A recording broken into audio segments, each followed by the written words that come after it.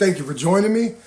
Now, this is for the small pocket of people who think what we do is less than. Let's dive into this. So the W-2 workers that say the things that they do on comments and on my post and on other content creators' posts that happen to do gig work, let's break this down. So you as a W-2 worker, what you do is you work at a place and they take your taxes out. They send your federal to the IRS, your state to the state, and your Medicaid and Social Security send those to those places. And for us, what we do is we pay our own taxes every quarter.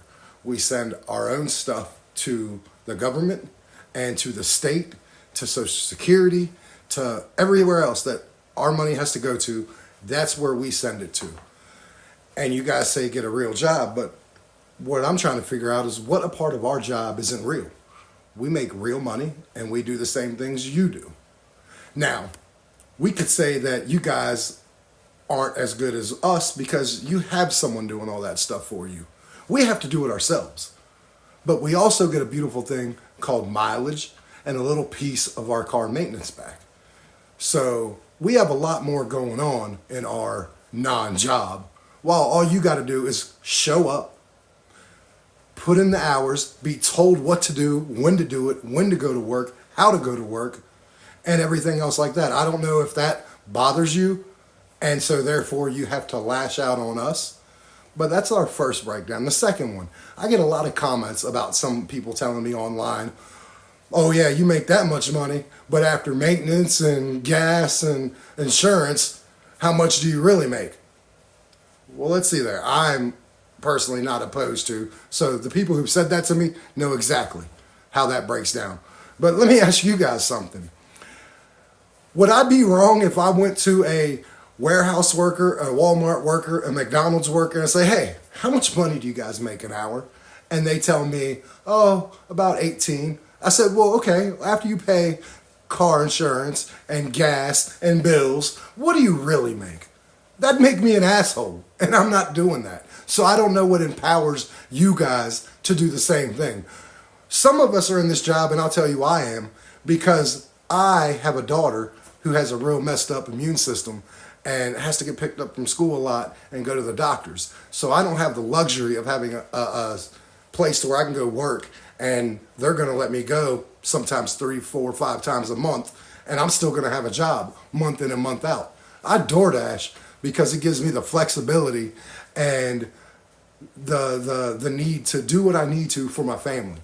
So before you comment and say some dumb shit like that, you absolutely should know why someone's doing what they're doing. We work really hard for our money and work really hard for our families. Now, I want to get into the truth of this, why this really is going on. I believe that the few that come out and say stuff, they're miserable with their jobs. They don't like being told what to do. They don't like being told how to go to work, when to go to work, why to go to work, how to do a job, when to do the job, and stuff like that. And they're envious of the gig workers because we can do what job we want to do. We can start when we want. We can end when we want. And all that stuff. And it's all on us. Like we are partially our own boss. And you guys that have that don't like that. And again, we do it for how the reasons why we do it. And I'm sorry that you're in that situation, but this is just as much of a real job as what you have. We actually have to put a little more work into it, that we have to send checks to the IRS ourselves instead of having a regular job do that for you. So I don't want to hear about this, go get a real job. This is 100% a real job. And yes, DoorDash screws you guys in the fees. They screw us a little bit because they don't give us enough base pay. But technically, you guys are our boss. And you guys keep telling me, go to your boss and ask for more money. Well, boss, I would like more money sometimes. That's what DoorDashers think. I'm fine, but that's what they think because you guys give us instructions. You guys tell us where to go pick up your food.